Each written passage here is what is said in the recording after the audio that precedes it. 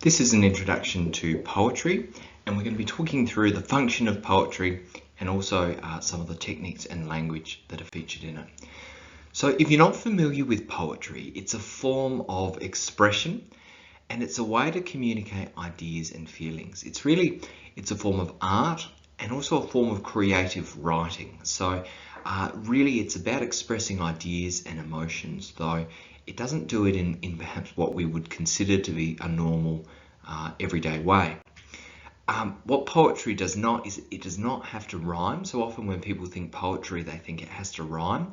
It actually doesn't have to make sense. And really one of the beauties of poetry is that people can just express and write what they want to write. They don't need to justify or explain it. And that's the third point there. It does not have to be explained. And one person's interpretation or the way one person sees the meaning of a poem could be completely different to another person's interpretation. And that's, again, one of the great things about poetry. It can have different meaning for different people.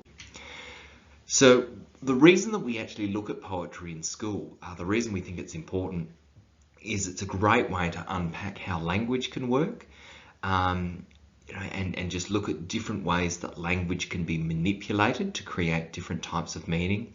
It really tests our skills in thinking critically and really having to analyze and pull apart things and find meaning. And it also develops our ability to make an interpretation. Okay, so an interpretation is really all about asking ourselves, what does this mean to me? What do I think it means? And why do I think it's useful? So for the first part here, we're looking at how language works. And as you gathered before, there's really three parts to this. The first is about language, the second is about critical thinking, and the third is about interpretation. So this is the first of a number of videos. The thing you've got to recognize about language is that it can be really peculiar because in our language, sometimes saying one thing can actually mean another, and if you just think about that a little bit, it's bizarre how sometimes we can say what we mean, but other times we can struggle to find the words to say what we mean, and that can make things really difficult. So language can be very interesting. In poetry, the type of language we use is called poetic techniques, and these are techniques that we use to describe how meaning can be communicated in different ways. There's a lot of different techniques, but over these videos we're really only focusing on a few. So the one that we're going to focus on today is the language of simile, and a simile is a type of technique, and we see it used in poetry quite a bit, and we're going to unpack that a little bit more as we go along. But to begin with, our first learning goal is to figure out what a simile is and then to be able to recognize it in use. So let's have a look at this. So a simile is really when you compare two things, one thing to the other, using some form of exaggeration. So for example, I've got a picture of a big guy here, maybe you could say a big kind of large guy, and I could say, well, you're as big as a house.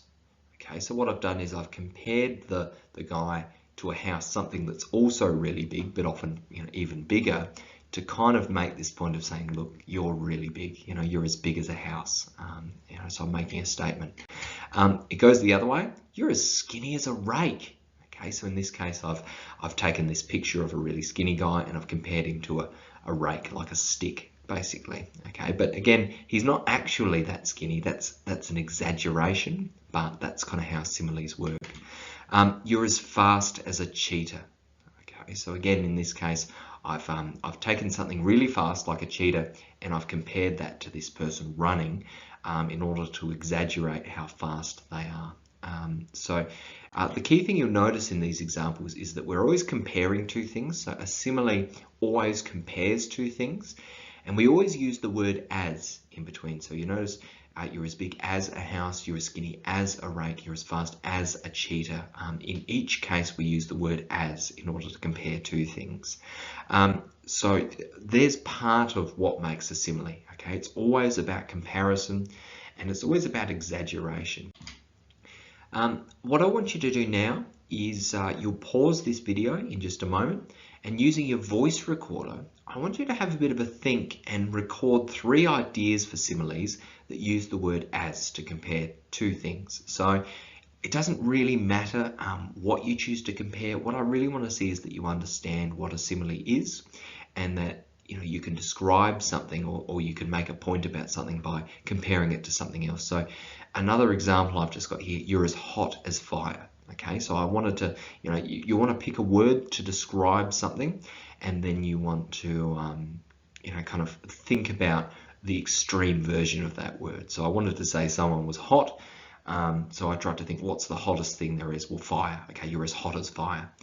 So I want you to use your voice recorder, and I want you to record 3 ideas for similes. And once you've finished, you can play this video and look at the next part. But if you pause it now, that'd be great.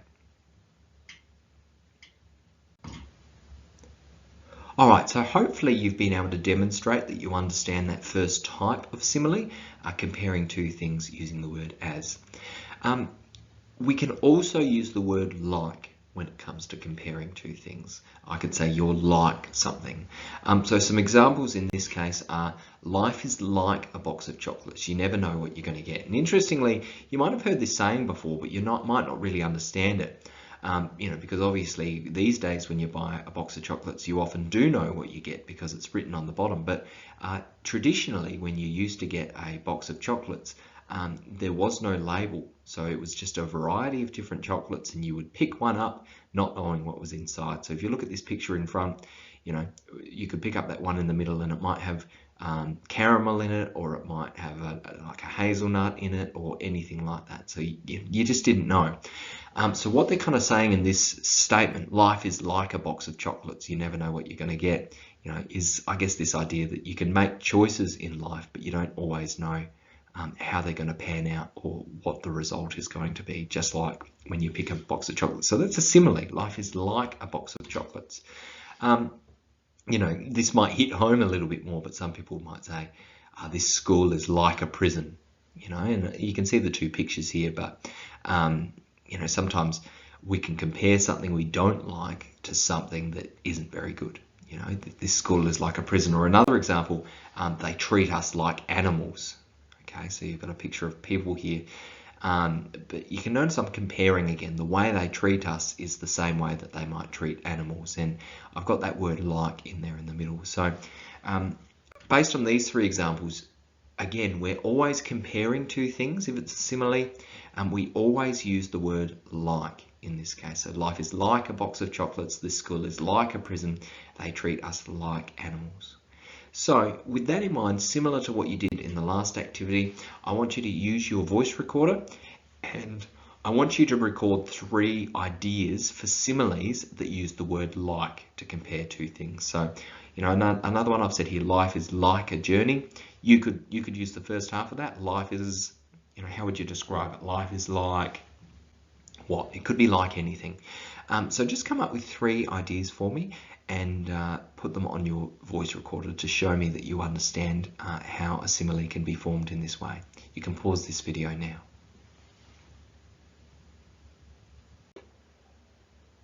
All right, so now that you've tried those 2 activities that I've given you, we're going to test your knowledge. And in this case, the next 2 slides, I'm going to ask you 2 questions.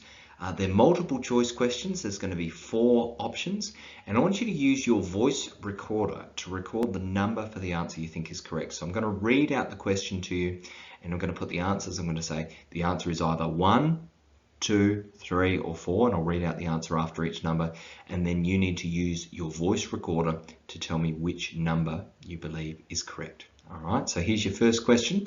Now you can listen to it again if you need to. So the first question is, which of these statements is a simile? So I'm going to give you 4 options. Number 1, I like eating pasta. Number 2, you are as crazy as a monkey. Number 3, today is Monday. And number 4, roses are red. Okay, so you've got 4 options there. You can go back and listen to them again.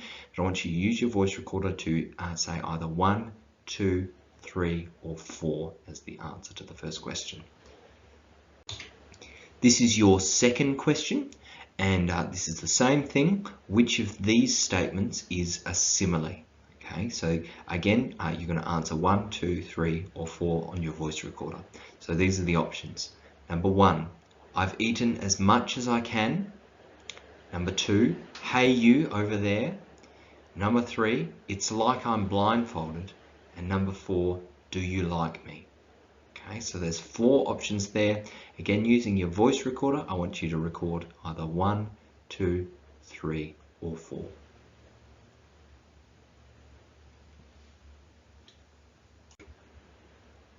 Alright, hopefully you have recorded both of your answers to those questions, and I'll just be able to have a quick check to make sure that you've understood what I've said. Once you've finished, you can hand up the audio file to me. You can either give me the entire voice recorder so that I can listen to it, or if you know how, you can plug it into your computer and take off the audio file and send that to me in an email or through the SharePoint, and I'll listen to it and then I'll tell you how you went. All right, wonderful. Once you've done that, we'll move on to the next section.